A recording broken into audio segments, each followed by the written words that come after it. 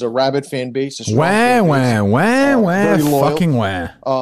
And you got what you want, and it seems like right now, like you get a show every fucking day. Stop. You get a show every day.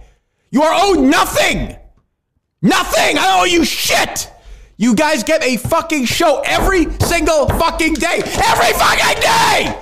Every single fucking day. I hate them. I hate you. I fucking hate you all. And I'm fucking sitting here doing a show every single... I was in Florence, fucking Massachusetts for 2 days in the middle of nowhere doing a show in a tent to raise money. Now, give Steve credit. He walked 90 miles. Well, allegedly walked 90 miles for it. I don't think he did, but that's fine. I was there for 2 days raising money for this thing. 2 days in Florence, Massachusetts, up in Saco, drive-in movie theaters. Talking about doing more live shows next year. In the middle of a pandemic. In the middle of a pandemic. In the middle of a pandemic. We did the 5K. Oh, you fucking... you stole money from the pizza fund. Oh, Mancock fucking went gambling one night. Like, you fucking cunts. You are all cunts. Cunts, cunts, cunts, cunts, cunts, cunts, cunts, cunts, cunts, cunts, cunts! You fucking cuntbags! I hate you all. Fuck you all. Unsubscribe. Kill yourselves! Jesus fucking Christ! All right, it's the KMS rundown. I'm back. We are back. We are 2 weeks off. 1 week we thought we would take off, and then the next week we had to take off because of the YouTube channel, but we are here. Pussy from Maine. We've got Pussy Robinson. We got VD Robinson. Ziggy, VD. Good to see you guys. How are you doing? Not too bad. How's it going? Not too bad. Yeah, we got the mask is back on. It's good to see you boys. The mask is back by popular demand. You know, 30 people voted in that poll. Yeah, Halloween was a couple weeks ago, but we're riding it out. I like it. I'm sorry I didn't get to participate in that. I don't know what I'm going to do with my blind Mike costume now. I have no idea what I'm going to do with that. I got to figure that out. I guess I'll hold on to it for next year if he's still around. I don't know. So this week was a tough week, and we'll get into that. But today's show was a classic, instant classic. Loved it. It was Kirk, 50 minutes of raging against some of us and some of the other fans and just going off. And it was classic Kirk. I think a lot of people, the feedback on Twitter and on the subreddit and everything else, everybody was loving the show for the most part. It was totally inside and everything that I love going into the YouTube channel and going after the cunts. Some of us. So I was loving the show. I think you guys probably loved it too. So we'll talk about today's show and then the current state of the show here in this first segment. Ziggy, how are you doing, bud? What do you got here? Yeah, well, just to first start, Kirk addressed us, Red and I today. VD, I think he forgot that he was on the show, so VD didn't get any criticism. But Kirk said that we should say our names. So my name is where we should say our names and where we live. My name is Ziggy Robinson. I live inside of Steve Robinson's head. Kirk also called me a pussy today. Does this look like the face of a pussy, Kirk? Yeah, I mean, it was the fire and brimstone that the Minifan loved to hear. And even if you're on the receiving end, not that we were, but others were, I think everyone loves to hear it.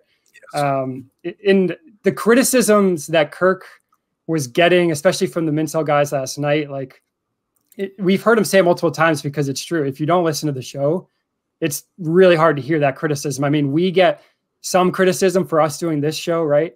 And if it's from someone that doesn't even listen to the show or watch us or watch the YouTube, it's like, right, you just throw it right out the window. It's not constructive. There's no reason. It's just people trying to troll, which is probably what BA at least was doing last night. And whatever had to have been, right? I mean, if we get right into that, I loved watching it. It was great to have the guys back. But BA spent the entire time just saying the same things over and over again, which is the show needs Blind Mike, right, and they're not going to be successful without Blind Mike. And this is all like Blind Mike is the straw that's stirring this drink, which it was insanity. It was total nonsense, and I loved every part of it. So yeah, and I think Kirk's really good at he hears criticisms and he he focuses on like an individual to like he hears criticisms from different people and he focuses on an individual to kind of blast off. So that's what he did. Like I'm sure he knew that BA was trolling, but he targeted those guys with the anger of what he'd been hearing from other people, and that's why we got such a fiery show today, which was awesome. It was great. That was great. VD. Yeah, here's the thing. I love the Mincel guys. I love the Mincel show.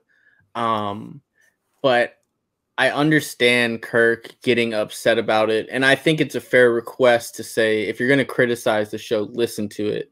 Now, between civilized humans, that might be a fair request, but we're on the internet and you're in the content game where it's like having standards for human behavior isn't necessarily the smartest thing on the internet, because people are, like he said, behind a wall. They're acting crazy.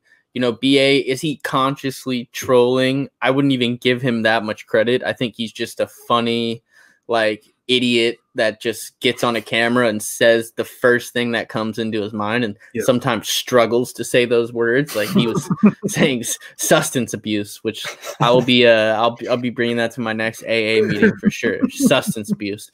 But I don't know, it led to one of the best shows in the last month. And I'm also not going to give the Mincel guys credit for that. Like, oh, they had the foresight to be like, if we go after Kirk, we'll get Scorched Earth Kirk tomorrow. But Scorched Earth Kirk is one of the best Kirks there is. I love it. We all love the inside stuff. I want the walls to be closing in on me. Yeah. And it has been kind of a tumultuous week with people that I would never even expect coming out and saying, you know, the show's missing something. Some people say it's Blind Mike. You know, idiots like Ziggy say, oh, Steve is ruining the show when he's clearly one of the best producers in the business, does nothing but add value, does the job of like 3 to 4 people. But, you know, Ziggy's able to look past that and be like, oh, he mispronounced someone's name, cancel the podcast. But other than that, and I'll admit, even I early in the week was like, man, maybe it was after Tuesday's show or something. I was pissed off because things were happening in life, but also because I'm so passionate about this show that I do have such a high expectation for it. And I think Kirk is right when he said he doesn't owe anybody anything. And once I'm able to kind of take a step back, like I'm not somebody who thinks they have to agree with everything Kirk says. And if they don't, like, he's wrong. It's kind of a lib move that people get on, just like, oh, people that hate calls think if there's calls, the show sucks. I take a step back in that regard, but I also do have empathy for people who criticize the show because I know it comes from a place of passion where it's like my favorite bands over the years. You know, art changes. Art is like a living and breathing thing. And I might sound douchey calling a podcast art, but the only people that will accuse me of that are people who don't make art. Like, it is something they're putting out there every day. It exists forever. So everything's going to change. Of course, the show is not the same as when it started 1.5 years ago, but I still listen every day. You know, it has ups and downs with the fan base. Like Kirk said, some days I love, and some days I'm like, that was a tough show. And I think part of that is Kirk has been trolling this secret project on people, like, oh, I want to get away from the Minifans. And he knows what he's doing when he says that. And people get offended by that. People love this show. So, you know, there's a little bit of blame to go around everywhere. But overall, I'm here. It was a wild ride. It's a roller coaster ride, but roller coasters are fun. And it ended on a high note for me. Oh, it's great. This show was an amazing end to a week that, you know, for the most part, like I wasn't a big fan of Monday's show. Tuesday's show I really liked, or I think it was Tuesday where, you know, Kirk was fired up about the Globe. So like he's immediately angry, engaged. That was a great one. You know, Wednesday and Thursday, you know, they're still good shows, but they weren't really the things that I was thinking about. So it was like 2 of the shows this week I thought were really good. And the third one I thought was a great swing by them trying to do something different with the Robinson Report, which we'll talk about later, but then also great show. Like, obviously for you, yes. But so like Kirk's doing a troll job all the time, like with this special project. So it's pissing people off, and we're seeing a lot of criticism online. I'm seeing it a lot on the subreddit. If the Discord was still alive, I'd see it there too, and we're seeing it on Twitter. So these things are out there. So we're going to talk about them, which is exactly why I tweeted out what I tweeted out this morning, to get that feedback, Ziggy, so that we could talk about these things, because we are a fan show. It would be ridiculous. It would be DEC level ridiculous to not listen to a show and then talk about that show as a podcast, and then also not talk about what the fans are talking about. You'd have to be a fucking asshole. Agreed. Now, Agreed. before Ziggy takes us away, I can't respond to either of the things you guys said. If you're real quick, if you're drowsy, please step away, because Ziggy is about to spin the shit out of this. Because Ziggy was big mad at Red this morning. I think it stems from him being a little jealous that Red got the Kirk retweet and Ziggy didn't. He's very passionate about that. But Ziggy, please take it away and let's hear what you got to spin. So first off, this is why at the end of each segment I say, hold on, I have another thought, because you guys don't give me the time to rebuttal and give my follow-up points to your follow-up points. So I have some very good points here. So the first one, if I can remember, it was so long ago before I was last allowed to talk. Yeah. The first point I would like to make was about Sensitive Steve from Providence. So he was the one that said, like, it feels shitty to hear Kirk say he wants to get rid of the Minifans. And I mean, it's hard not to agree with that, right? Like KMS, it's kind of like a soap opera. It's this unique world that Kirk's created where the fans are the fourth member of the show. He allows this access, and we do, I think, take it for granted. But when we hear him, and even if it's a joke, even if it's 10% joke, 90% joke, when he says, I just want to like get rid myself of the Minifans, like it's hard not to take that personally, because we're so personally connected to the show.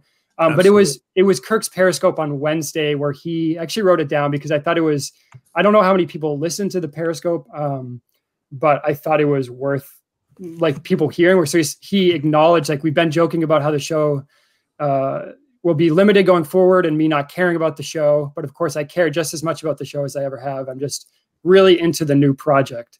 Like there's so many hours, there's only so many hours in the day.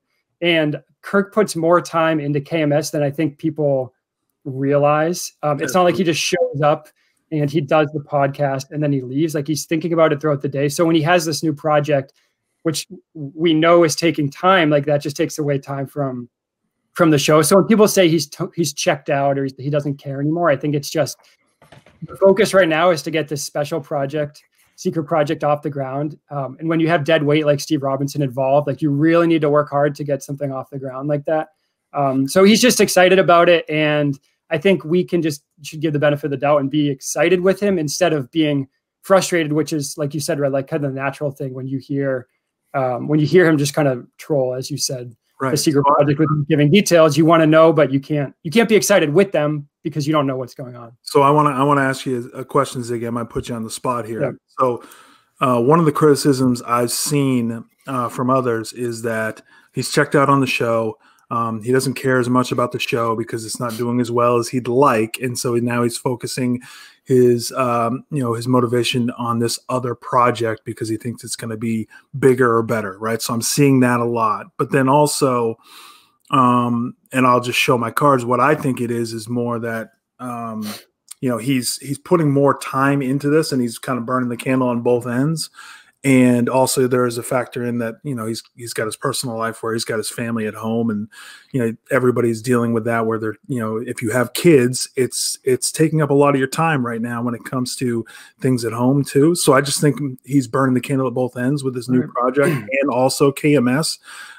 So if you're hearing that criticism, what are your thoughts on that? Like, are you thinking I mean, this is a long red question, but are you thinking that first criticism, or do you think maybe there's a justification for what's going on here? Yeah, it's the rare question I didn't tune out of. I think what you said was people are saying that it's not successful. Like the Barstool, the sales coming in from Barstool is at an all-time high, like the number of ad reads they do. And I think today or yesterday they mentioned how like Barstool's still very happy with the numbers. Like that's stupid to say that's the reason.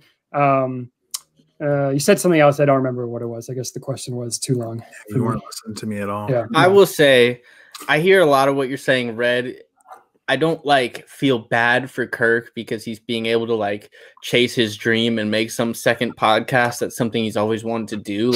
Right. Obviously, that's a lot more work. And yes, people with kids are the worst. Just get a fucking dog. I mean, that when I heard Kirk say we've been having shorter shows because people have kids, I wanted to kill every kid in a 100-mile radius of me, because that's such a Lauren stupid. Lynn just doesn't take People care of kids. need people to need things to escape from their kids. Like, kids are enough as it. Kids are 24/7. Give people as much as they can possibly get to escape from kids. Kids are the worst. Get a dog. I know. There's lots of dogs for adoption. Over 13,000 dogs in LA get euthanized every year. I will ship you a dog. I will personally deliver you a dog. Don't have a kid. Yeah, please don't ship the dogs.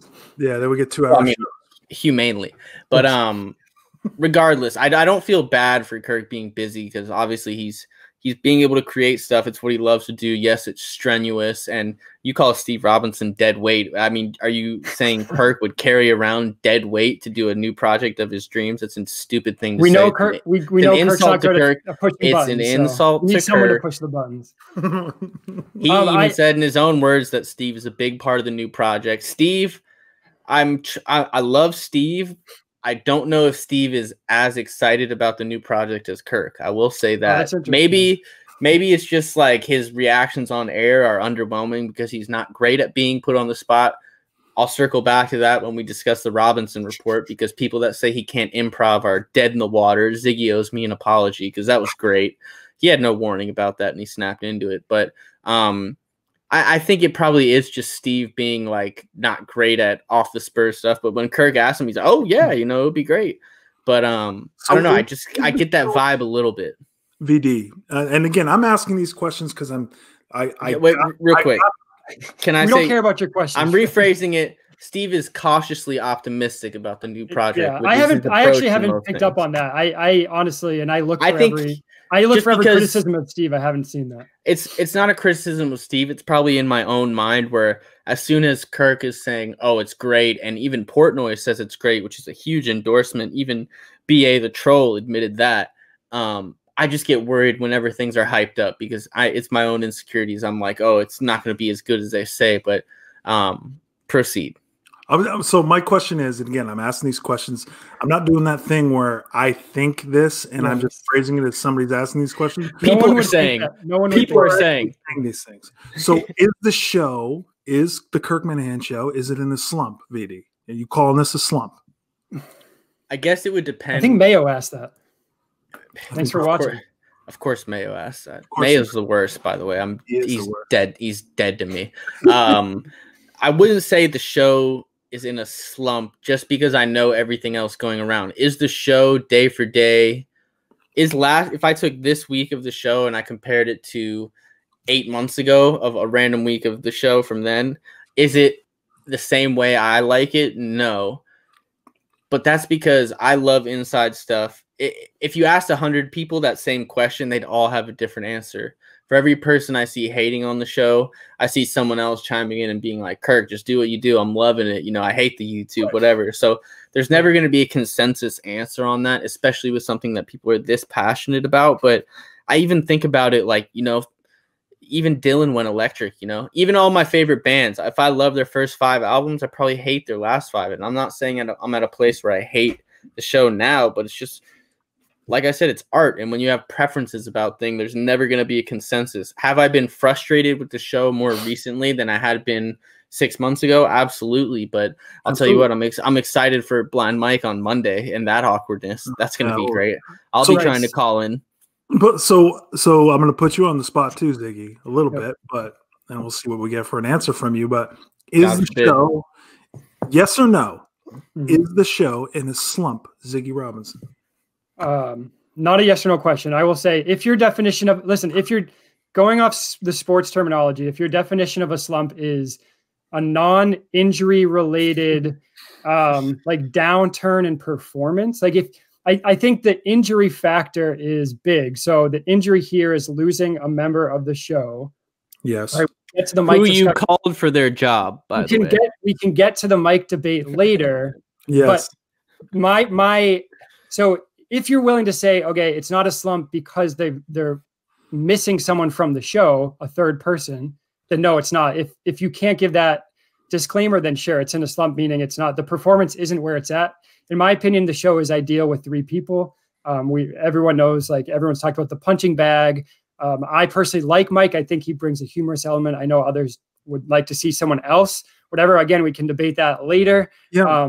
I like 3 people because and this isn't the shit. This isn't the Steve shtick. I just don't think Steve is as good on the air. So when there's a third person there, it's less Steve talking. Like, that's my honest belief. I don't think he can keep up with Kirk. I think Mike can keep up with Kirk. And I think it's really funny to me when Kirk dumps on Mike or has a punching bag. So I think the show is best with 3 people. I think they've been creative in figuring out some stuff to do with only 2. Like this week we had the globe bashing, like the globe centric show. We had the Robinson report. We had today where it was just focused on the criticisms. And then obviously we have the secret project. So it's just different. Yeah, I think losing a third member of the show, like you're going to have a change in the output. And we had the squeeze out again of Carabas, a total squeeze out. I mean, right. Well, that was, I think, because Wednesday they were so busy with the special project stuff. Well, I'm tired. I'm going to hold Steve, the executive producer. Like, this is another week where I expected my guy Carabas in, and he was not in. So that also cut me deep, Steve. So that's a squeeze out. Okay, I'm a rider for Carabas. You don't think Steve, Kirk, and Carabas have like a group chat where they're just like, "Hey, can you do this or that?" You know, oh, no, I think Kirk is behind the wheel of this. If he says, "Steve, get Carabas on," he gets him on. It's not like Steve comes in and is like, "Kirk, you know what? I think Carabas would be great on the show tomorrow." Like, that's not his role. He knows his role. Right. It's an unfair criticism. Well, okay. Well, maybe it was, but my thing is like, this show was so good last November. And so I think the fans are seeing what it was then, because we're going back through. We always re-listen to these shows. And, what we were getting last November was some of the best podcasting I've ever heard. And still, so the fans are upset about that, and I get that. But if you go back through and listen to some podcasts that are out there now, whatever you think KMS is now, like, it's still miles away from those other podcasts. Some of those other podcasts are really, really bad. I do enjoy some of the Barstool ones, but it's not the same as the Kirk Minahan show. And when they go inside, I love it even more. And like you said, VD, I know some others don't, but that's probably what I'm missing most of all, because it seems like it's just been kind of meat and potatoes for the most part these last couple of weeks. But when they go inside, I love that shit. But I know that's not for everybody else. In regards to the meat and potato things, I do think we all have to take a step back and objectively say that, like, the 1,000 people who are super active on Minifan Twitter, we are obviously a very vocal minority. So for all I know, there could be 99,000 people listening to the show who are like, I don't give a shit about any of this inside stuff. I want Steve's political takes. I want to know what Kirk thinks about Ed Markey or whatever. So I do have an awareness of the fact that we are different in that regard. But at the same time, yeah, I do love the inside stuff. And I don't think there's another podcast that says, like, malleable, not in the sense that fans can change it, but in the sense that fans have a voice and there's like a two-way communication there. And that's really unique. And that's what makes the show so unique. And that's what makes people so passionate about the show. But it's a double-edged sword, because if those passionate people, if you start to deviate from the course they want you to, they're going to be very vocal about it. And we've been running into a little bit of that lately, for sure. I mean, this is my sports team. This is my favorite sports team. I can't root for the Wolverines right now. So, and another thing I forgot to say is there is an audience of people who are like, "Oh, how is Kirk fighting back at BA? Like, he's going back to the mental hospital soon." Like, people, the same way people have every right to criticize the show, he has every right to respond. Absolutely. And I know you and Red, Ziggy said you and Red, you guys get a lot of criticism. I'm not too familiar with that. I mostly get pretty much unanimously positive feedback, but I imagine that if someone criticized me, I would be upset about it. And it doesn't matter if it's at, Mike 84456 with no avatar on Twitter. Like, he has the right to fight back, and it's not like you can't play the, "Oh, that's beneath you" card. And I do think, like I think I said earlier, Kirk has a fair criticism where it's like, if you're going to be on the YouTube criticizing the show, at least listen to it. Right. And I can definitely concede that point. Like, if you're going to be on there trashing the show, you should at least listen to it. But yeah, I think it's fair for him to fight back. And if you're criticizing him, I love the fighting. I love the infighting. I love Kirk fighting. Maybe that's just me, but it's hard. Maybe it's hard for some people to see how when you're being criticized constantly, like you're not going to fight back. But to me, that's obvious. If you talk shit about the Miami Hurricanes or the Kansas City Chiefs, like I will wish for you to die very quickly. And he's done it before. I've done it before. I blocked Ziggy. I blocked Ziggy probably twice a week. Sean Taylor comment. Yeah, he made a slight remark saying something about Sean Taylor that probably wasn't even an insult. And I was wishing that he was dead. I said, I want you to get divorced. He left the chat. Yeah. I left the rundown chat. I block him probably twice a week. I have emotions. You know, unlike Ziggy, I come back around and I apologize and I go, whoa, I was way out of line. Bigger man. I'm a bigger man than Ziggy. We can all agree there. But I mean, Kirk you cut him, he bleeds. Everyone has the right to fight back. Right, yeah. And so this is our sports team. So guys are going to get upset with him. That's the way it goes. And he's going to come back at them. And he gives us, it's weird that we have an opportunity to do this on his YouTube channel. It's very strange. I give him a ton of credit for doing that and allowing us to be on here and to be either, saying great things about the show or criticizing the show. He lets us do that. Ziggy, any final thoughts on today's show, current state of the show? Anything else you got? No, I think just to recap, Kirk said it today. Like he understands that fans think there's going to be ups and downs because he remembers thinking that with Stern. But at the same time, like he's going to take that criticism and he might turn it around on whoever's saying it, like VD said. So, and we're fortunate enough that that's content for us. Like we really like that content. So yeah, it's just the nature of a show. It's the nature of an everyday show that's so claustrophobic where it can be an echo chamber of the criticism. The people out there that call the diehard fans suck punks are the same people that like to pile on when there's criticism. So they may be the sheep, I don't know. And they're also usually the ones that don't always listen. So there's some of that going on. You know who you are, Fez. I can't. How mad is Fez that he doesn't get included in any of those Kirk rants? I tweeted that earlier, but it was the first thing that came to my head where Kirk is trashing like BA and Fez is just sitting there like, please say Fez, please. And he never gets it, but he's still working. He'll still keep going. Keep going. Fez will let us know. I don't know I don't know if I'm a sheep, or pussy. I don't know. I noticed that Ultimate Sheep, Jerry's consultant, is now he stuck his finger up to the Twitter wins and he's now going anti-show because that's what some people are doing. So he makes Ziggy look like a steel beam. Yeah. Like he makes Ziggy look rock solid. It's true. All right, so the new project, the special project, looking ahead, and then we're also going to get into looking ahead to Monday and talking about Mike's return. No pun intended. Yeah, because I got some shit for Ziggy. I'm gonna get you on this one. The special project. I know what I said before. I was trolling. I was talking about the golf tournament. Okay, the fun. That troll. I know. Oh I was out there trolling. The worst guess of all time. No, it's not going to be the golf tournament. Okay, I think Ziggy is on the right track. I believe with the breadcrumbs. You're pretty good at the breadcrumbs. VD, do you have any guesses on what we're looking at here? Hopefully, sometime Kirk will stop trolling us and stop talking about this fucking thing.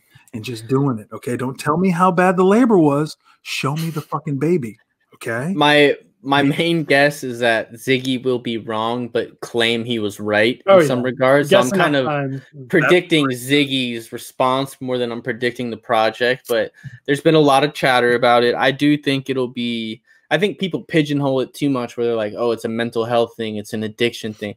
I think it'll just be kind of an evolved version of Enough About Me, where it's interview style, meets investigative journalism stuff that Kirk is interested in the local area. And I can't really go too much more than that. There's a lot of speculation about, he was in Fall River, blah, blah, blah.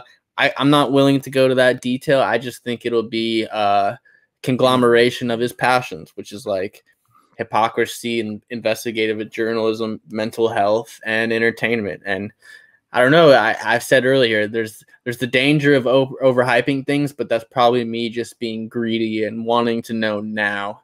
Ziggy, he's much more on the breadcrumbs. He claims to be a journalist. He's wrong about 90% of the stuff he accuses Steve of, but he tries. So A for effort. Hey, real quick, BD. Before Ziggy, before you get Yeah. there, I was going to say that typically you have in the past been an investigative journalist. Now, currently, New Ziggy. You're very chummy with Steve Robinson. And we can get to that later. We can get to that later as well. Okay.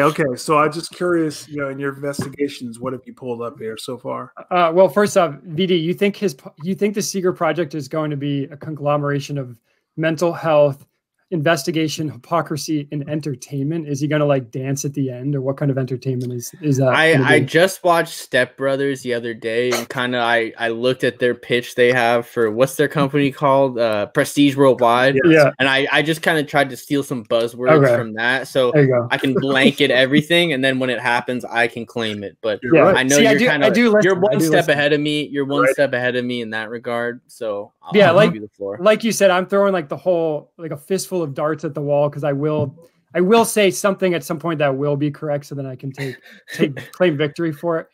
We did get some more clues. It's pretty clear it's going to be interviewing people.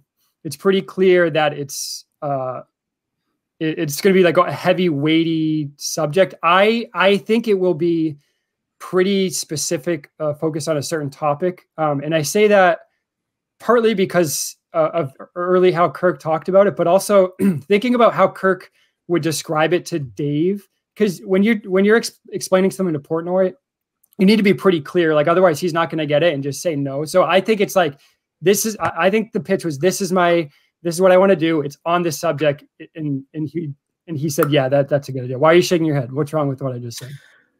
Everything. I don't think you need to be clear when pitching something to Portnoy. I think he has an incredible talent for just knowing content that will work. Like, do you think when Big Cat pitched PMT, he was like, oh, it'll be funny. Like, we have all these segments. We're going to have guys on chicks. We're going to have this. No, I think he was just like, we're going to do a sports show, but non-douchey, I think it could be as simple as Kirk saying like, I'm interested in telling these stories. And okay. So maybe we're not too far off. And what I'm thinking now, where I'm currently at, the current last start that I threw is, it is going to be looking at child abuse type stories, not like church scandal, but like Ariel Castro, kids in the basement, because they talked about the basement today, right? They talked about maybe I think Steve said a cognitive disabled person there when they're talking about Justin. Quick Google search, Fall River, basement, abuse. You get some hits there, obviously. Same with Brockton. That's my guess, that it's going to be something about in talking to maybe victims or people involved in those really tragic, sad stories. I don't think he'll be doing a dance at the end. I don't think there'll be much entertainment. But I really think it's going to be a total 180 from KMS, which they've talked about, like when what was it, Wednesday they were recording and then they got the call. And they went right back into like taking calls, and they said how different, like how different it was going back and forth. So not going to be a lot of laughs, but I think it's going to be telling stories that are just something you haven't heard before, which is to me why it's going to be different. So yeah, that's my latest guess. Some kind of child abuse or like Ariel Castro type story. Child abuse, huh? Child abuse sounds like sounds like a bundle of fun. Which is why maybe Kirk threw out that his very dark child abuse story of being put in timeout as a kid. To be fair, he said it's something he's always wanted to do, and you think that box he's wanted to check his whole career is I need to talk more about child abuse. Yep. All right. Because my dad made me stand in the corner. Like, by the way, very soft. Very soft. Very soft. But like, everyone has their own, all neuroses stem from the immediate family and our perception of the parents and they have of the world. So I understand where he's coming from with that, but very soft. I mean, I would get the spoon for being an idiot. Spoon, the soap in the mouth. Right. Like standing in the corner sounds like a vacation. This should come as no surprise. They would have paid me to stand in the corner and leave him alone, I did everything I could to avoid punishment. That should come as no surprise. Oh, yeah. But I do think maybe I'm undercounting the fact that Kirk's throwing out those red herring clues, that he's giving some breadcrumbs that he wants people to maybe follow down the wrong path. Because every time I think I have it, then I think, oh, but that doesn't make sense. Like, why would he need? I don't think Big Cat knows any celebrities that have suffered child abuse problems. So there's all these like, or they talked about Saudi Arabia, like, oh, something Saudi Arabia kind of relates to what that's why I think everyone's trying to pigeonhole it too much. I think it's just shit that Kirk is interested in, which sounds like a cop-out answer, but that's what I'm going for. All right, mental health entertainment podcast. Yeah, we're gonna get out of that because that was really depressing. Blind Mike is coming back Monday, and to give this some context, I wasn't here for the Mayo show, and there was a lot of Mike talk in there. And Ziggy, I don't know where you stand now. If you're pro Blind Mike, if you're anti-Blind Mike, Kirk referenced it today in the show. You're somebody I thought of, and I know VD thought of you right away. Yeah. Talk about the guys who were hating Blind Mike, which you were. You called into his place of business in front of his boss, and then you totally just. I mean, you're people say that Steve from Providence killed Mike, but you set him up for that one right there. You gave Steve the gun for sure. So you've killed Mike in the past, and now you've been on Twitter claiming that you're this Mike fan and you can't wait for your gearhead, and Mike's gonna save the show. He's gonna save the show on Monday. Big Mike coming back. So you must be very excited about this. So I don't know if you saw, I cut a little hole in here to drink water. I don't know how you're fitting all those words through that tiny little hole to put in my mouth. I am one to sit on the fence, but I feel like with this subject, I've been firmly planted on my position since day one of the show. I like Mike on the show. I think he is funny on the show. I think he is good to get Kirk to the second level of jokes. He can riff, he can banter, he can do all that Steve can on the show. Sure. I don't like Mike off the show. I think he's lazy. I think he's uncreative with coming up with ideas, right? And right before I called into that show. Can I stop you right there? Yes, you can. So when he's coming onto the show, is he bringing a lot of energy onto the show? Is he bringing a lot of ideas onto the show? Is he doing that too? No, he could be better. I agree. He could be better at that, but I think he is still good. There's unlimited potential. No, I'm not saying that. I'm not saying that, but I like him on the show. I don't like him off the show. Okay, but I wanted to be clear because I didn't know if he went to blind camp or if he went to talent camp. I wasn't sure where he's been. He doesn't need any more talent. Still going to be the same guy. Is he not going to be the same guy? I don't know. I mean, who's to say? But will he take jokes the wrong way and will he get mopey? Who knows? He did peak, right? Like back in maybe October, November, pre-Madawaska, and then stuff happened, and then he went downhill, and I called him out for it, right? I said I think I said what he was doing off the show or what he wasn't doing off the show, like the bad YouTube ideas, all that it got to the point where it was distracting my view of him on the show, meaning I liked him on the show, but he was bothering me so much off the show that it made me like him less on the show. But I've been from the beginning, I've liked Mike on the show, and I think he's stuck around because Kirk also likes him. Kirk thinks he's funny, which means I have to think he's funny. Okay. No, I do think he's funny. He makes me laugh. When they called him last week, he had like two really quick-witted jokes that at least they seem quick-witted to me because we're used to Kirk talking to Steve, who needs like the hand holding from Kirk to get the jokes that he's trying to lay him up for. Right. But so here's my frustration is you and I go back and forth on this. You used that moment where he called in, where he had that moment with Kirk on the show. And that was basically like, that was your victory lap. You're like, see, Mike's going to be great on the show. He said something funny one time. Like, I don't understand. Yeah.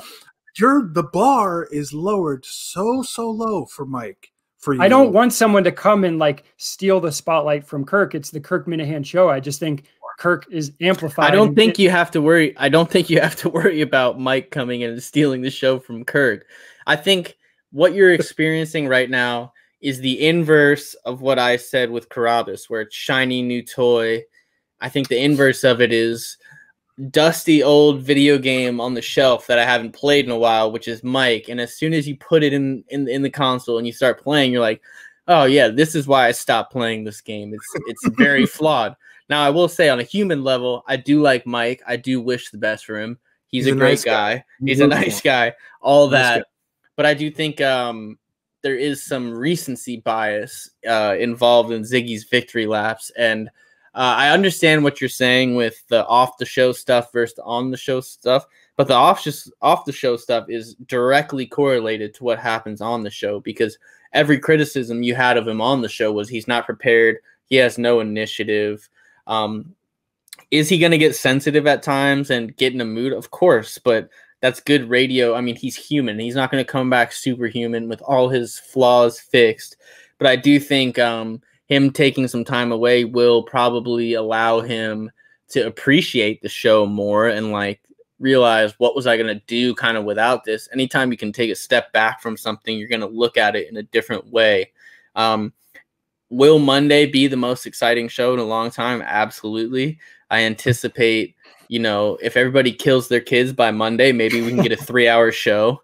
I hope so. See, I actually don't really want the calls. I want them to just pick Mike's brain and kind of really dig the knife in and see and make all the jokes that Kirk is going to want to make over the next couple months and see if he can handle it. Because he's going to be way more ruthless than the callers. I want 90, but Kirk uses the callers as a tool. Sure. Where it's like, I don't know. He'll go back and forth between having Mike's back and then being, oh yeah, Mike, like, you weren't listening. Why didn't you listen? Or, press him, be like, oh, you just referenced something that's during a time you said you didn't listen, because obviously Mike is listening. To quote the great President Trump on the show, Ziggy, is Mike going to keep up the charade that is, I'm not listening to the show and I'm not on Twitter and I'm not checking in? Is he going to keep that charade up? Because there's no way on this earth he is not listening to the show. I hope he's listening. Oh, absolutely. Yeah. He has to be. I wouldn't blame him for it. Right. But this entire time he's claiming that he's not listening. He has no idea what's going on. So they call him up and they have to fill him in on things, and he's acting like surprised. Like, what do you mean? What's going on with Justin? Wait, he didn't film Steve? Like, what was Mike doing over the weekend on that Saturday that he didn't realize until Justin called him that this was going on? Bullshit. There's no way that's real. There's no way. That's charade. I do anticipate Kirk kind of grinding the wedge between Justin and Mike the way he did between Mike and Steve. Like, I anticipate him kind of throwing gas on that fire, because I do think there will be some natural tension there. And then I don't know, Ziggy, if you're such a Mike guy and you're excited to have him back, have you reached out to him privately and let him know, like, many times many times you're in those DMs?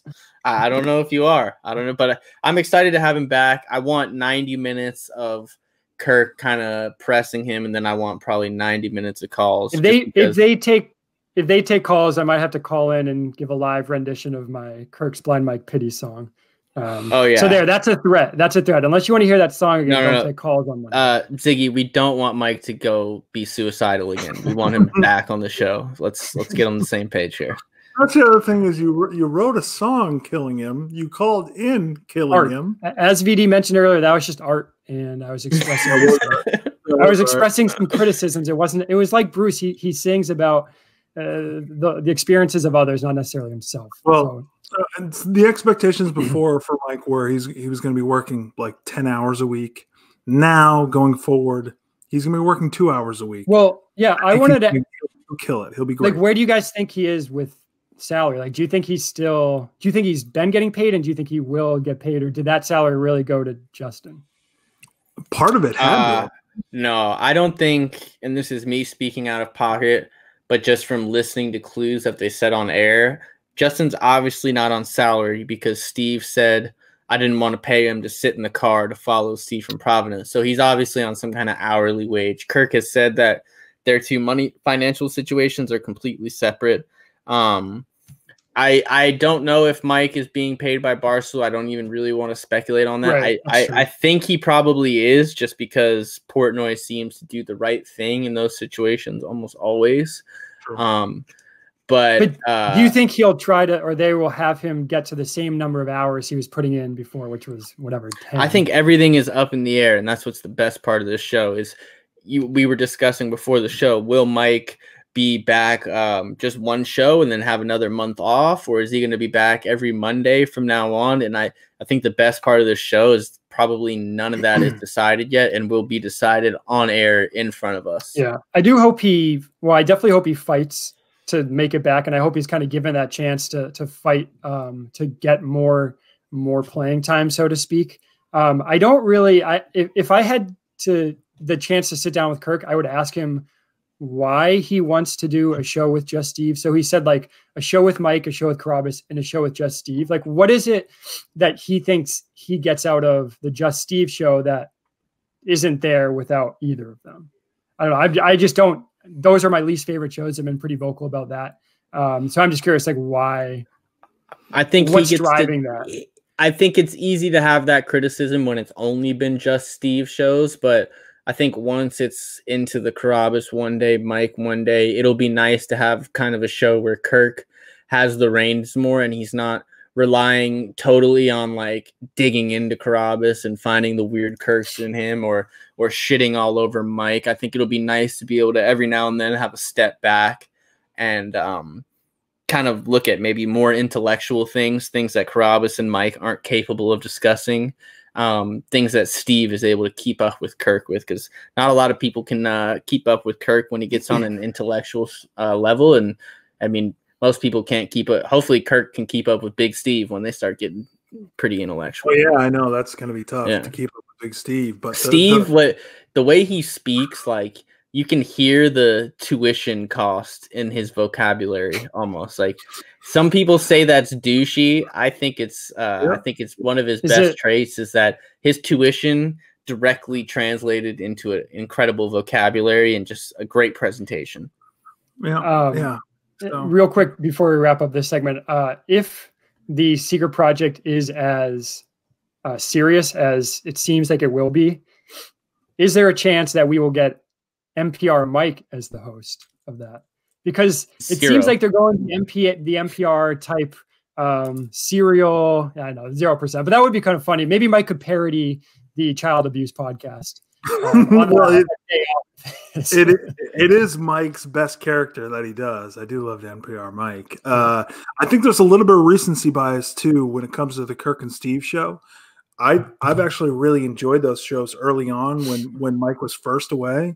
I don't think the slump that sometimes the show has been in is because it's the Kirk and Steve show. I think it's more because Kirk and Steve are also grinding on this other project too. And like I said, so they've been very, very busy. So I think that's why there's been that slump and that criticism out there. The Kirk and Steve show I've actually really liked. And being 3 days a week, I think makes it even better. I think Mike 1 day a week and Carabas 1 day a week makes that better. It's also better for the show when you're talking about selling and the ads and the ad rev, which I know Steve gets a hard on for. Like that's going to be big time for him too. So I think 3 days a week is actually going to be very good. And like Kirk said, it's still going to be 2 hours. So you're still going to get 6 hours of show, plus the new project too. So I'm actually looking really forward to it. And, the jokes about Mike aside, Mike 1 day a week, focusing on that one day, I think he's going to kill it. I think he'll do really great at that. And I do, just before we move on, I have to acknowledge just the same way that I'm an unapologetic Rob fan, and the same way that Warden of the North is the only true Steve hater, there's only one true gearhead. And I know Kirk and Steve and a lot of people hate him, but Blind Advocate. Owl. Blind Advocate. Blind Owl is a fraud. Blind Owl is a fraud. Blind Advocate, his tweets can be super douchey if you don't know the guy, but he is the one guy who since day one of the podcast has been a Blind Mike guy. And, he takes it way too far where he says Blind Mike carries the show and he's insane and delusional in that regard. But I just, game recognized game, Blind Advocate back. He's the only true gearhead. Anyone else that claims to be a gearhead is a fraud. And I'm putting you on notice. I still consider myself a Steve hater. That really hurt what you said there, VD. That's so delusional. You should see me and really Ward. You should see me Warden's DMs about you thinking you're a Steve hater. It's bad. Is Warden really a Steve hater if he's frequently DMing with the Steve goat Rob? Yes, because it's exactly what I just said. Real recognize real. He respects me the same way. It's like that's what's wrong with this country is, the biggest Democrat can't get along with the biggest Republican. Me and Warden have a utopian style friendship where we understand and empathize with each other, but completely disagree on the details of the subject. But we're still able to love each other. America, take notes. Well, okay. Well, I don't believe in dictatorships. I believe in freedom, and I believe in America. So I believe that we can all be what we want to be in this country. So I don't follow your line of thinking or the Warden's. I still consider myself a Steve hater. I don't call in and giggle with him like some people do, Ziggy. So it is what it is. We will move on from this topic, and we will talk about the random notes for the week. Even though you started the segment trying to get me in a gotcha situation, and I very clearly, as clear as I've ever spoken, laid out my beliefs, and then you just backed down and said you like Mike too. So didn't listen to a word of that. Moving on. We're moving on. Good job, Kirk. Good job, Kirk, screening the calls over there.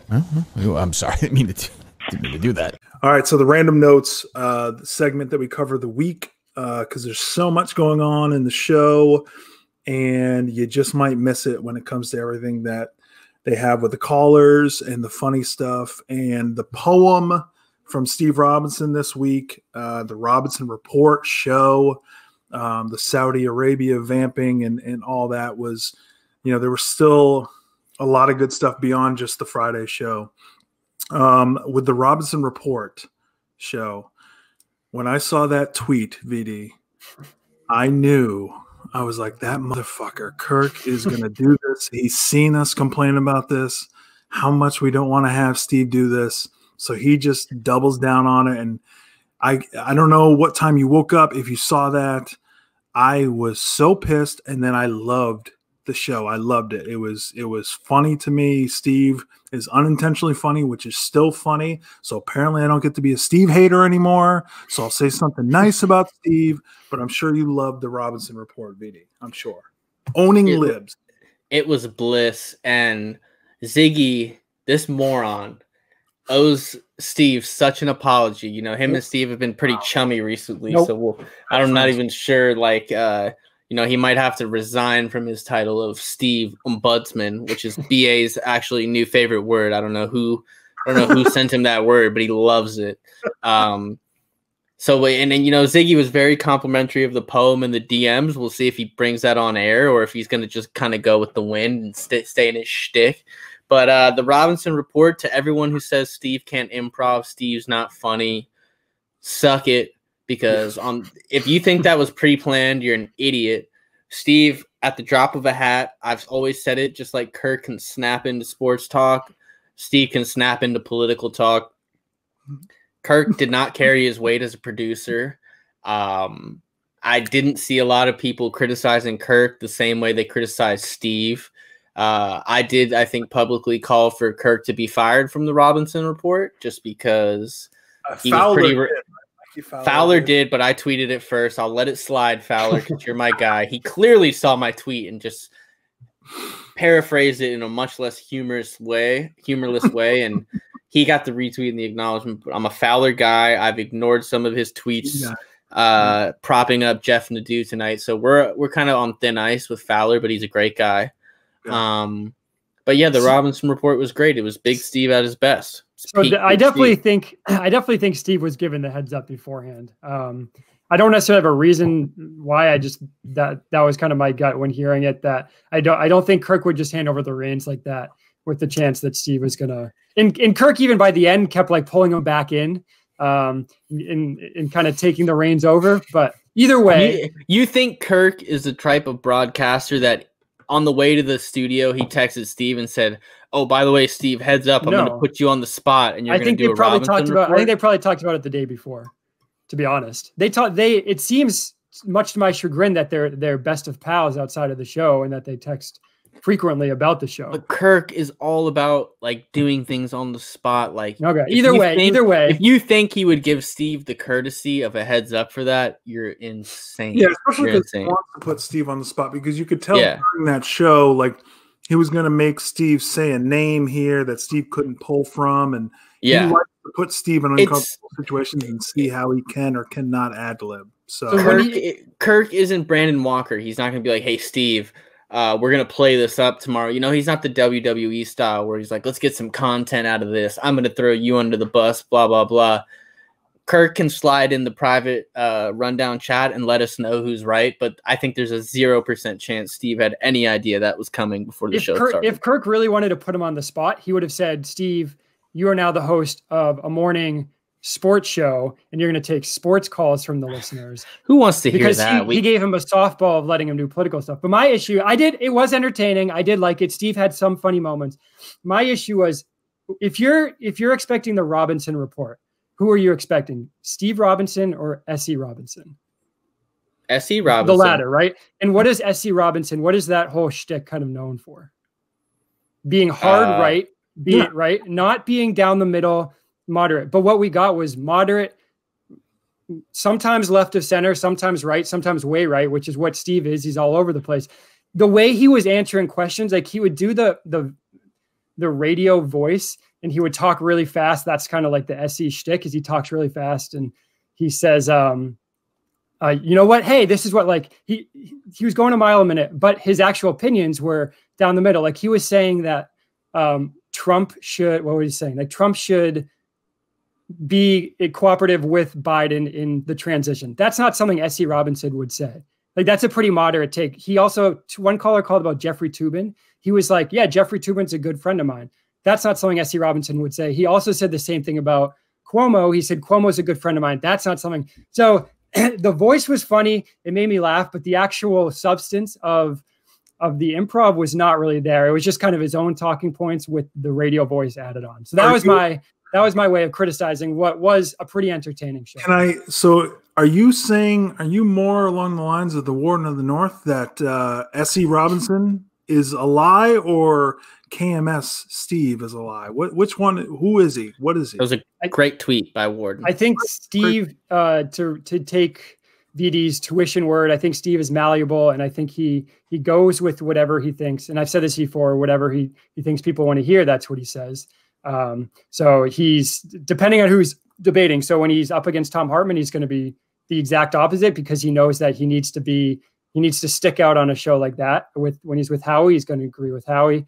When he's with Kirk, he's going to agree with Kirk. And when he's at Bone, he's going to agree with Delibs. Steve. Right. Super. Exactly. It's so, not. I don't know.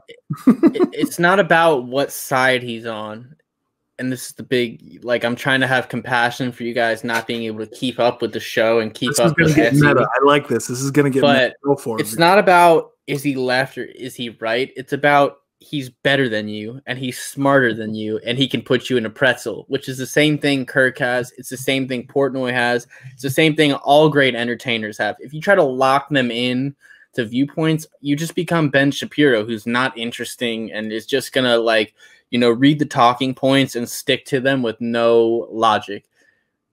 People that are different, people that are entertainers, the quality of Steve, the quality of Kirk, they're not bound to ideas. They're bound to just being better than you and being able to dismantle you mentally and make you a mental midget. Pretty similar to what I do to Ziggy Robinson on this show every week. Yeah. Can we talk about the Mad Dog impression? It was spot on. Thank you for bringing that up. I totally forgot about that. Red, you're objective. I am. When you heard it, did you understand what it was a reference to? Oh, absolutely. I knew exactly what he was doing. Thank you. Okay. Yeah, right away. I literally almost a show reference. Absolutely. It's a show reference. I know Ziggy isn't really up to speed with show references, especially the deeper ones. Let's not go down that. No. I dropped my phone. I almost cracked the screen. I almost cracked my front-facing camera because of how funny that was. That was a perfect Mad Dog Russo impression, word for word. If you didn't keep up, Ziggy, that's your fault. Get the peanut butter out of your ears. Get the marbles out of your mouth before you criticize Steve for talking a mile a minute. So I'd rather you talk a mile a minute instead of a meter a minute. And just keep up. Keep up. Are you giving the same criticism to Kirk, who also didn't know what that impression was? Absolutely. All right. Absolutely. But Kirk doesn't re-listen to the shows. You listen to every show multiple times. He's the one that listened to Mike Mad Dog throughout growing up. And he's the one that met him. And he's the one that's imitating Kirk him. does do the kind of tough guy, too cool for school. Like, oh, I don't remember saying that. But that's not what he was doing here, and you know it. No, it was. It was to say otherwise. And Red is smiling, and he knows he agrees with me. It's even like on today's show. I'm pulling this from my head, not from my notes. But there was a moment where, it's when they were talking about Will, and Kirk was like, "Why aren't we mad about Will? Like, I definitely don't know." And he was asking Steve, and Steve, because he's doing 4 people's jobs, had no idea. And then Kirk eventually had to be like, oh, yeah, it's because he was using the StreamYard. And Kirk knew that from the first moment he started saying it. But he does have to have that kind of like, I got a lot going on. I can't remember this. Which I understand. But keep up, Ziggy. Keep up. The biggest problem with the impression is that it was a Down East Maine accent. That was my point. That was the point of the tweet. That sounded nothing like Chris Russo. It sounded like Copper Doodle. It sounded very old timey, like it sounded like Screen the Collars here, The Bert and I. It sounded like a Bert and I impression. It was absolutely. He's not a ventriloquist. He's an intellectual. So the accent part isn't important. I got it based off the vocabulary, and I think the accent was good regardless. But Ziggy, you're the same way. You use that joke like say hello to your uncle for me all the time. Great joke. It's from the same segment. It's a great callback. Steve nailed it, and I think you're jealous. Different segment, actually, but it's the same library. Sure, It's the Mad Dog Russo library. Okay, sure. Do we have any other random notes or anything else to add? I do.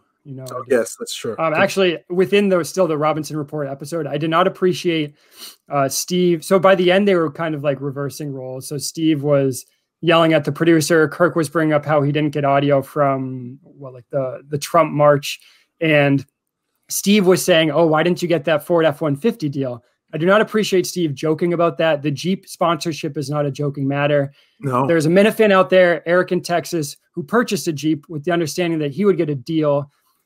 Because of the show, because Kirk wanted the deal, he expected Steve to get the sponsorship. Eric didn't get the deal. He paid face value. I think Steve owes him that $8,000 that he lost out. So that needs to be settled. Steve needs to pay up. But either way, I don't appreciate him joking about something that's very serious, which is the Jeep sponsorship. Well, but also too, the Jeep sponsorship is very important. But also, Kirk was trying to get Steve to lean into the callback to Kirk giving Steve a hard time. Yeah. About not getting the Fenway audio. That's the hand holding that I'm talking about that he needs to do with Steve. Steve just couldn't get there, and it brought me so much joy. The unintentional comedy of Steve having the brain fart and not realizing what's going on is the best part of the improv. That is my point. It's hilarious. Reads in the gynecologist bit, like he can't do those things. That's the best part of it. Exactly. And so why can't you appreciate that? Ziggy is a type of thick-skulled moron who laughs every time that happens, but then complains about it. It doesn't make sense. It does make sense. He's a crazy And person. Also, Ziggy, let's talk about your call to Steve. Please, yes. Big bad Ziggy. He's going on Kirk and off. Oh, I'm the Steve of Bundsman. The rest is history. I started to attack Steve. The rest is history. If you're supposed to be this attack dog and you call into the show and you roll over and let Steve pet your belly, that's your fault. I know you're going to say, oh, well, Steve said it's a good call. Like, he obviously doesn't hate me that much. You're the attack dog. It's not his responsibility to end your life. You're supposed to be nipping at his heels. And you came up and you fucking licked his feet and you rolled over and you said, pet my belly. Am I a good boy? Before you respond, Ziggy, you respond, please, I just want to read your Twitter bio to you, please. Oh, please do. Please do. Man's best friend, Steve's worst nightmare. Yes, great bio. Thank you for calling it out. Please change that, because what I heard this week was not the worst nightmare. That you guys were buddies. You were bringing up a reference, and he was chuckling along, and then he finished. I can explain if you will let me explain. Wait. Hold. I talk, you talk.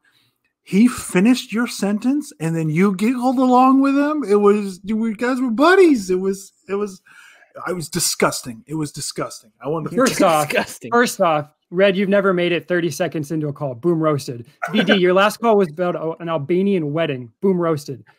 Not true. My call, I had That's every not true. intention. That wasn't my last call. Your last memorable I'm at a one. big Steve joke right now. That wasn't my last call. Get your facts. Your last memorable one. My intention was going in with some vitriol because the Howie Carr joke, that is a funny joke. I've had it in my pocket. I did not expect Steve to lean into it and steal the punchline, right? That took me off guard. That was a good chess maneuver by Steve. He's been watching the Queen's Gambit. He played the right moves there, right? I didn't expect that. So then I'm kind of back on my heels. And then my next point was about the Barstool stuff, because I assumed that it was on Steve. It was on Steve, but it wasn't on that he didn't send it. He just hasn't sent the pictures. So he was kind of playful in that. And I think the reason Steve was playing along with me was because our last correspondence was about the Rundown show. I had DM'd Steve something like, can we do the Rundown this week? Or do you know when the YouTube band's going to be up? He responded. And I said, best friend. For my opinion, sarcastically, thank you for the response, because he never responds to people. So that was me being sarcastic. He took it as an olive branch, that DM. It was not. So it was just miscommunication.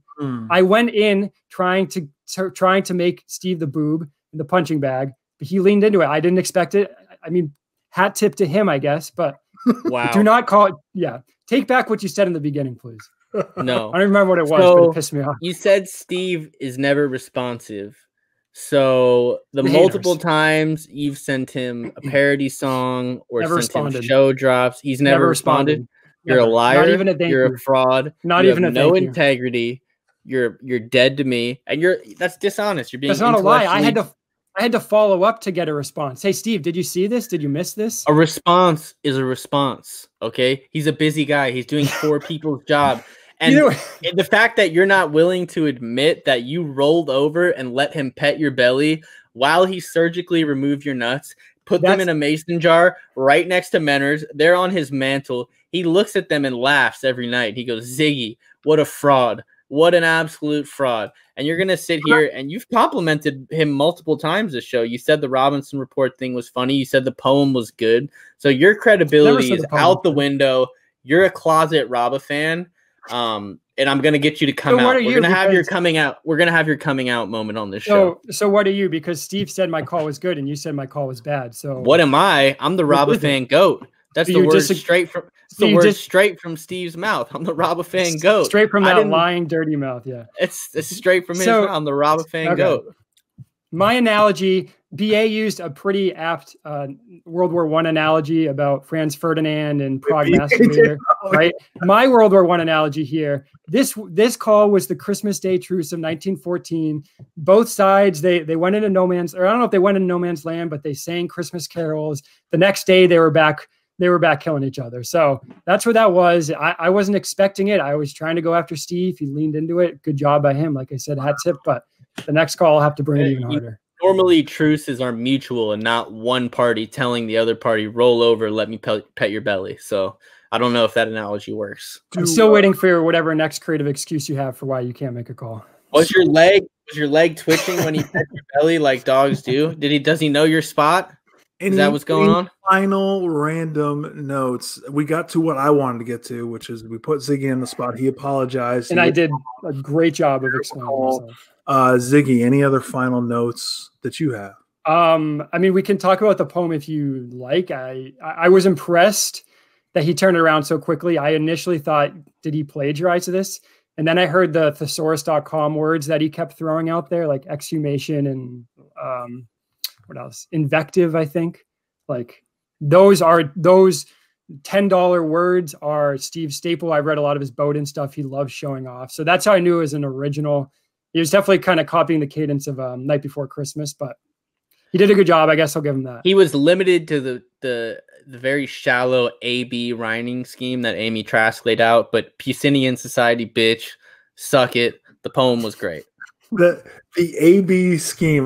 Nothing made me happier. I laughed when he said that. Steve making fun of the AB scheme. I did like when they talked about VD. Nice job with the Amy Trask tweet and getting that, because that was a kind of a funny segment. But I liked when Kirk was like, "Do you recognize anyone?" and Steve was pretending to look as if he would have any idea who anyone was on the NFL Network or whatever show that was. I mean, to be fair, I'm a sports hardo. I had no idea who any of those people were. Who watches CBS? Fuck CBS. They make you pay $5 a month for their on-demand streaming.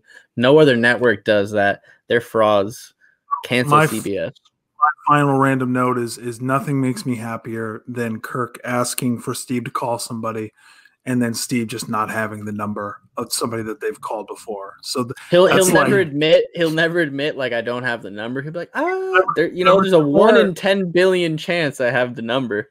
Well, we also had this scenario where he had the number and then he gave 3 different excuses why he didn't tell Kirk that he had the number of his security guard friend or whoever Anthony DeMoro is.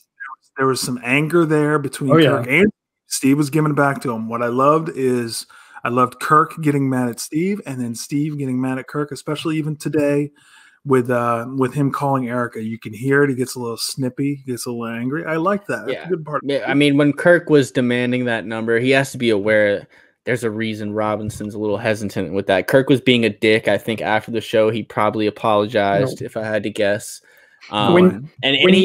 He knows better than to treat Steve like that. When you ride the coattails like Steve does with Kirk, you need to expect to get dirty. You need to expect to burn bridges.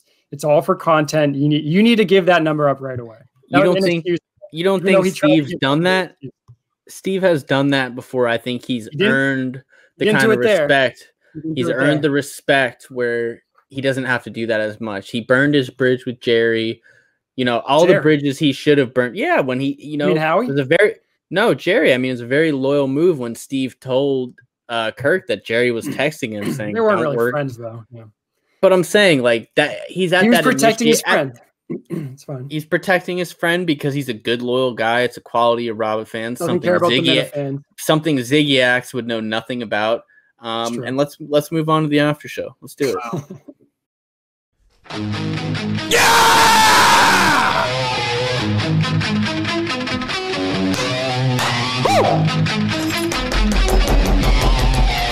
Sammy Hagar could fucking never be part of this. That's why he never sang it in concert with David Lee Roth left. He's a pussy! He's a pussy! He can't handle this kind of lyrics! A Hagar guy. Oh, God! I don't know if I remember the words. I got the news, baby! All about your disease! Yeah, you may have all you want, baby! But I got something you need! Oh, yeah! Ain't talking about love! Our love is rotten to the core! Ain't talking about love! Just like I told you before! Yeah, before you know you're semi-good looking and on the streets again. If you really got it cooking, baby, you better find yourself a friend. Oh yeah, ain't talking about love. My love is rotten to the core. Ain't talking about love. Just like I told you before. Play that fucker, Eddie. Play that bitch. Whoa.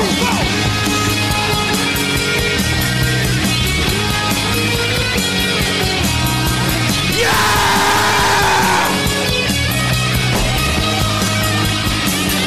Ain't talking about love. Because you're rotten to the core.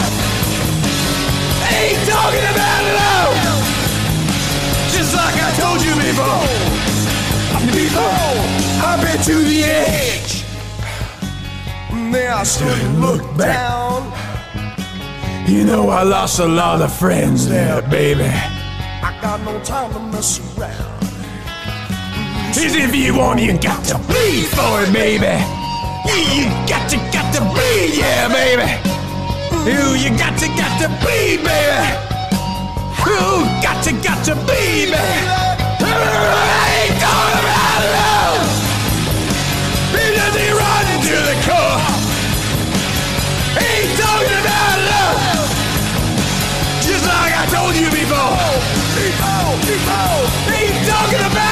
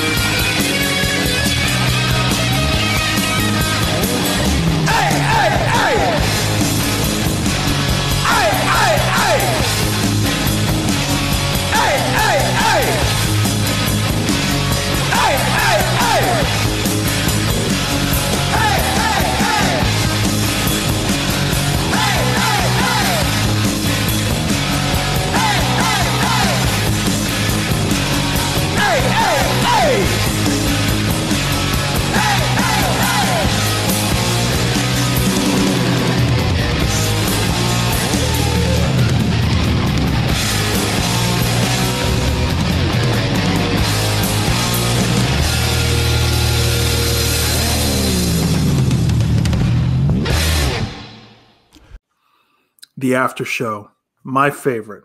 We get inside the best parts of the Miniverse, and there's a lot of grave dancing. I think that is going to go on here tonight. I want to be up front and open. I like Latino Kirk. He's a very nice guy. He's been very friendly with me. Adam from Jersey, I'm not going to call him the other name. Adam seems like a very nice guy. My apologies, guys, because this is going to be ugly. So the floor is yours, VD. We can get right into that. You got into some scraps on Twitter with an enemy, LK. Tag him, which I love even more. So please, I love petty. I love fights. Please go ahead. He's whining about tagging him. I don't know his handle. If I did, I would tag him. But I have some grave dancing to do, but it's tough because I have, Jeff Nadeau. I have his grave. I have Stephen Che's grave. I have LK. He didn't get a Christian burial, but I have his dead body to dance on. And I'm not sure what Jewish people do about burials, but whatever grave situation they have, I have to dance on Adam's as well. But Ziggy, you're probably going to defend LK and defend Adam. You kind of do that shtick where you go the opposite of me. So I want to hear Ziggy's opinion of the situation and Ziggy's defense of LK. Well, go ahead. I mean, just to give some context for the majority of the people who don't know what we're talking about, LK posted a video of his TV setup or someone's TV setup, and VD went on, I don't know, a 20-tweet thread blasting him. Rightfully so. I mean, it was a pretty weak setup. I think he said it was his friends, but either way, I didn't understand. I don't really understand where the hatred comes from. That's why I say out of it. I do think you're putting Ned in a tough spot, friend of the show, Ned. But it's your battle, I guess. No, Ned deserves an Emmy, a Pulitzer Prize for. Probably an Emmy is the best thing to go for pretending that Adam and LK are interesting and doing it, dozens of shows. He deserves an Emmy for pretending like anything they say is interesting. I love Ned. I'm a Ned head. He's a great guy. I don't know how he does it. But yeah, I mean, LK, if you're going to sit there and defend that TV setup, which no one has except Adam the Jew, I got to respect his loyalty a little bit. Even though, do I respect someone for running it, chaining themselves to it? No. Do I respect someone for chaining themselves to a sinking ship? Like maybe 1% of me, but then I'm like, you could have just survived without getting, shot 600 times by one of the most lethal, machine guns in the Miniverse, which would be me. But LK is so pathetic. He's so humorless, and he's lucky he has an accent because I used to give him the benefit of a doubt, there's a language barrier here. That's why I'm not laughing at what he's saying. But he's actually so lucky he has an accent because the more you dig into what's going on in his head, you realize that he is just dumb, really, really dumb. So that accent's a great handicap. It works out nice for him. But a great anonymous source once said, he wants his name removed from this, but he said, the idea of Latino Kirk is way funnier than the actual human Latino Kirk. And, the best part of it all was Latino Kirk sitting there just saying, oh, you're clout chasing by trying to, make fun of me. Like Latino Kirk is some oasis of clout that I'm looking to bathe in. I mean, can we get a little clarification? One, the tweet that you sent with the photo of Osama bin Laden in his setup was a phenomenal tweet. So I will give you credit there. It was awesome. Thank you. Go ahead. I still don't understand what clout is when it comes to the Miniverse. I don't know. I get this all the time. You're a YouTuber, you're looking for clout. What the fuck is clout? I'll tell you what it is. Can I take it to the Robinson Bank? What do I do? It's what people who don't have an original thought in their head criticize other people of. So they don't have any defense because there's not a lot going on upstairs. So their defaults are, oh, you're clout chasing. It's just, and that's what LK does. He takes things that other people have already said. He repeats them ad nauseum. He doesn't even know what they mean. And there's no substance to him. That's why I hate the guy. He's the worst. Am I poor shaming him for having a 32-inch Insignia TV on a fold-up table with an AstroTurf carpet? Yes, but there's nothing wrong with that. I mean, by the way, I'm going to step in here. There's nothing wrong with using that as the joke. When somebody says it's for the pores, I'm with that's hilarious. Yes, he and I love to say that Apple Music is for the pores because we're Spotify guys. That's a funny joke. That's funny every single time. When you say something is for the pores, like I think that bothered you, Ziggy, or somebody else. No, too. it didn't bother me. I don't get why VD gets so worked up about LK. I don't know what the backstory is, other than he thinks he's a jerk. There is no backstory other than he's a black hole of humor, and his only thing he'll ever say to me is, "Oh, he's mad Kirk isn't saying his name," which Kirk does. I mean, not to toot my own horn, but Kirk does, bring me up on the show. It's something that happens. He forgot about you today. No, I was mentioned on the show. But anyway, really Kirk is like, or LK is like, I need an interesting show. What am I going to do? I'm going to eat spicy food. So I'm like, okay, it could be interesting. Like, there's people that eat those really spicy peppers. It's impressive. You go and watch the show. He's like eating fucking sriracha and things that are everyday hot. He's not even eating spicy things. And he's supposed to be a Latino, like Latin heat. He's so. All right. BD's going in circles. I have two questions. The first one. That's only one grave, by the way. I have 3 other graves. Yeah, but that was the biggest one. That I think we're going to only allow you time for one of them. My first question is, what were your thoughts on the LK and Adam crossover with your boys, Channel Zero? Didn't listen to it. Won't do it. Love Channel Zero. I know Ziggy hates them. Yep. I can't subject myself to that kind of torture. I just can't do it. I listen to every other Channel Zero episode. Those guys are great. I know, like I said, Ziggy doesn't like him. He thinks they owe him an apology. There's a lot of backstory there. They hate Ziggy. Kind of some of that kind of got brought up on Mincel Intel. None of it's really true, but I'm stirring the pot there. But yeah, I mean, I didn't listen to that. Are you kidding me? All right, just making sure that you just wanted your honest opinion of your friends, Channel Zero. They're great guys. They do a great show. I'm happy they're still around. Whoever reported them for bullying is probably definitely was some, bleeding heart lib, because that's what libs do. I wouldn't be surprised if it was Ziggy, with the way he's been behaving recently. But I want to move on to Adam. Adam, he tries to step in for LK, and of course LK goes ghost. Like I told you, 1% of me respects how Adam stepped in for his guy, even if it was 14 hours too late.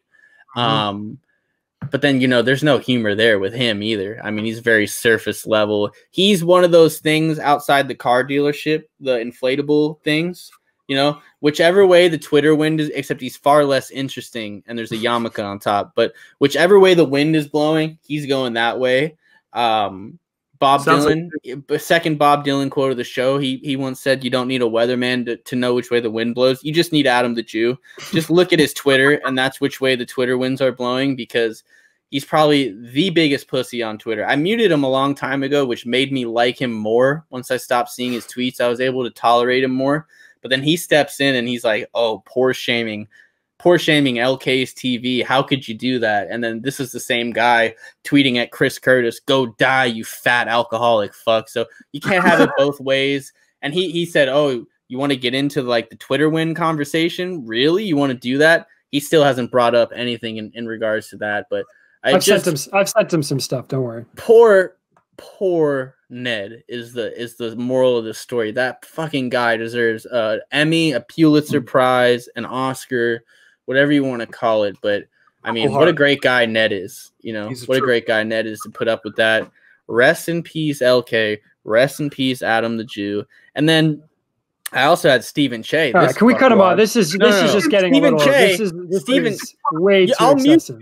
I'll mute you. Stephen Che. If you're still here an hour and a half in, you're here for this. Stephen Che, this asshole, in the Dave Portnoy show, drops a little, Eddie from Barstool, he's Steve Robinson me, like under his breath. It kind of got brushed over, which was an out of line comment, because Stephen Che's terrible content instincts are, don't bring behind the curtain stuff on air. That's definitely not what Barstool is built on. That's not what makes the Dave Portnoy show great. That's not what makes the Kirk Minahan show great. This is a guy who did a show with Willie Colon.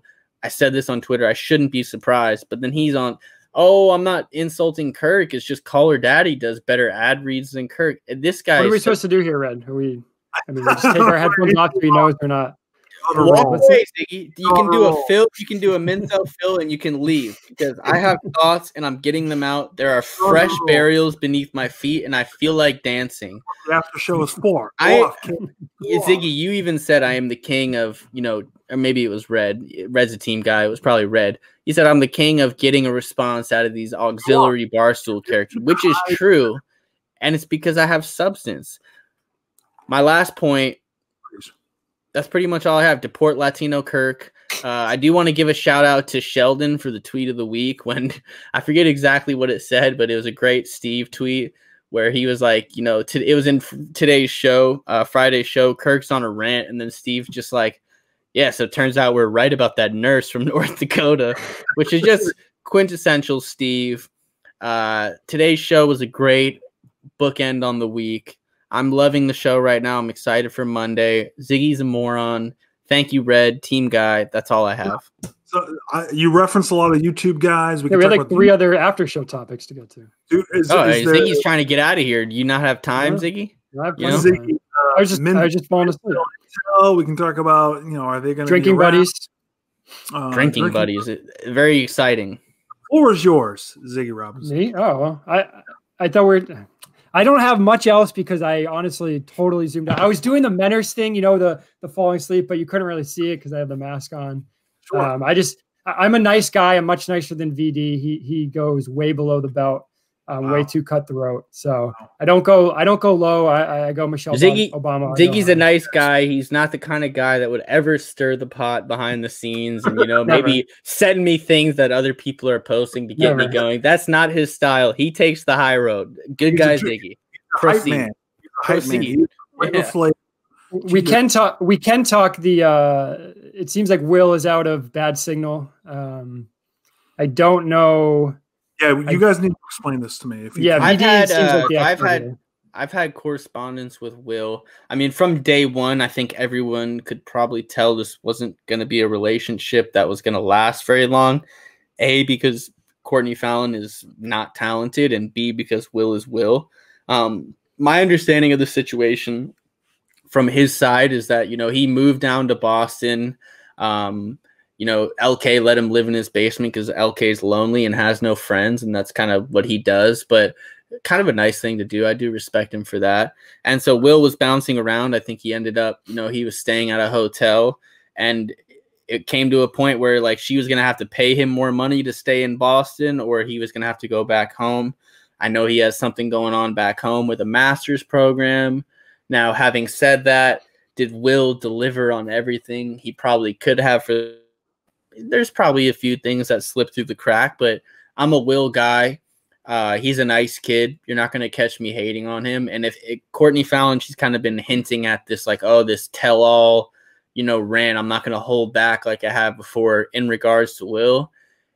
It would be in her best interest not to sewer Will and not to low blow him. That's coming from me. It would be a real shame if someone started tracking her terrible fantasy advice and all her terrible bets and started, you know, holding her accountable for that. Because let's be honest, that's not why anybody listens to her. Probably more than half of her subscribers are from Will via Kirk and the Kirk Minahan show. So just watch yourself, Courtney. That's my information I have on the situation. I don't think anyone here dislikes Will. It's kind of hard to dislike Will, but I will admit I'm irrationally, emotionally defensive of my guy. Yeah, I would agree with that. I think Ziggy would say that the same thing as far as people, you know, we like Will. A lot of the Minute fans like Will. We like to bust his balls, give him a hard time. But, you know, I worry about him when he goes quiet like this with what's going on. But at least I'm glad that you're talking to him. Ziggy, oh, yeah. Did you have any information on that too? Real quick, I would say him going quiet isn't like it's definitely not him like I can't take the criticism quiet. It's just like he's playing Warzone.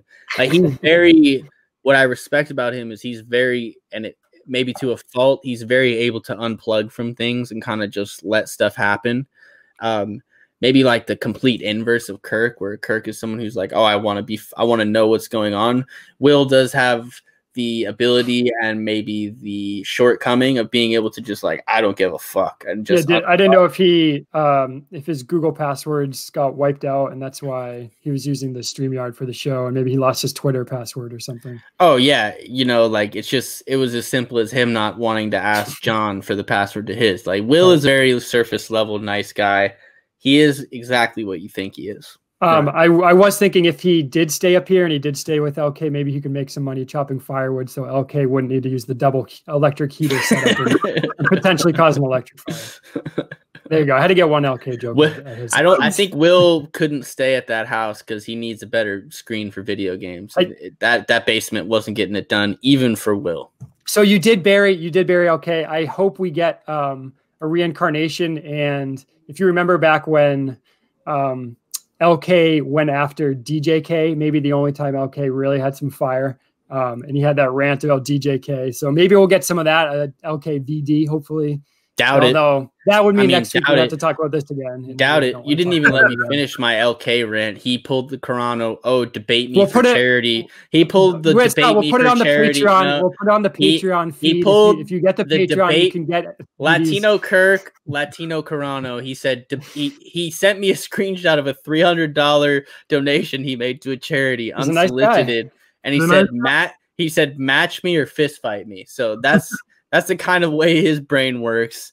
I look forward to meeting him. We can learn more about that again. $50 a month, $50 a month for our subscribers, and then also you get a free T-shirt. You'll get a shirt, and you'll get VD's raw, uninterrupted thoughts. The VD fans, which I like to call burners, are going to be very upset at Ziggy for interrupting that rant because I was on an absolute heater. Okay. Is there anything else that we haven't covered? We are coming up on a 2-hour show, potentially close to that, that's exactly what I wanted, because we've been away for a little bit and we had to talk about all this shit that's going on in the metaverse. Is there anything else, Ziggy? Well, I brought up quickly the drinking buddies. Looking forward to that. I also am looking forward to Steve's explanation for how he lost the groupings. Apparently, I don't know why his Twitter DMs aren't saving or it's what. Like the third time this has happened. I don't understand. I don't know what's going on there. But looking forward to that for sure. He has like an iPhone 4, so I think he has to wipe the memery. Like, does he not have Twitter.com where you can check your DMs from people that sent him stuff? Okay, all right. It's weird how that happens. So I mean, this is it, guys. Thank you. Real quick, I just remembered, Red. We were gone so long. There were rumors on the Facebook group that you are deceased. So would you like to address those rumors? Someone said what? I guess someone posted in the Facebook Minifan group, like, what happened to the Rundown show? And someone replied, "Oh, Red passed away." And then a lot of people believe that. And mixed response on the feedback. Oh yeah, people were very happy. People were excited. I'm sorry to let you know, people, I'm still here. The pussy from Maine is still here. So, like Danny Boy Kane would say, at no point did Red die. At no point was he attacked by a bear. No bear. At no point. So I was amazed to see that. I will say I was taken back by how many fans there are out there. There's a good amount of people who like this show, which I'm fired up about. I enjoy doing it with you guys. I'm happy to be back. Thank you to Mayo for covering for me, and this is good, guys. Thank you. It was a great week of this to talk about, at least anyway, and then looking forward to Ziggy's boy Mike next week, man. Can't wait. 2020. Going to save the show. He's going to save it. I can't. BA and Ziggy are fired up for Mike on Monday. Thank you, guys.